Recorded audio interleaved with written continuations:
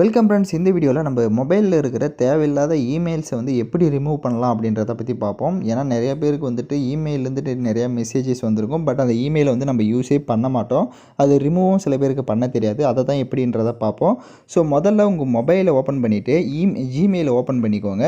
One by ஒன்னாக கரெக்டாக step follow பண்ணிக்கோங்க. அப்போ தான் வந்துட்டு உங்களுக்கு கரெக்டாக புரியும். இப்போ மேலே பார்த்தீங்க அப்படின்னா உங்களுக்கு அதாவது ஃபோட்டோ போட்டு ஒரு லோகோ ஆப்ஷன்ஸ் இருக்கும். ஸோ அதை செலக்ட் பண்ணுங்கள்.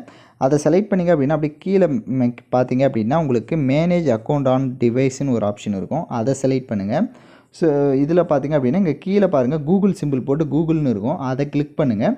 இப்போ நீங்கள் எந்த இமெயிலை வந்து ரிமூவ் பண்ணலான்னு நினைக்கிறீங்களோ அந்த இமெயிலை வந்து இப்போது செலக்ட் பண்ணுங்கள்.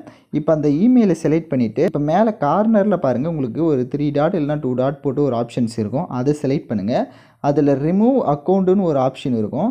ஸோ அதை கொடுத்துட்டிங்க அப்படின்னா உங்களுடைய அக்கௌண்ட் வந்து ஜிமெயில் அக்கௌண்ட், அதாவது உங்கள்கிட்ட இருக்கிற தேவையில்லாத ஜிமெயில் வந்து ரிமூவ் ஆகிடும். ஸோ நான் வந்து ரிமூவ் பண்ணல, அதனால் நான் வந்து பேக்கில் வந்துடுறேன். பட் இதே மாதிரி தான் இப்போ என்கிட்ட நிறைய இமெயில் இருக்குது. இதில் தேவையில்லாத இமெயிலை ரிமூவ் பண்ணணும் அப்படின்னா அந்த ஸ்டெப் யூஸ் பண்ணி நீங்கள் யூஸ் பண்ணிக்கோங்க.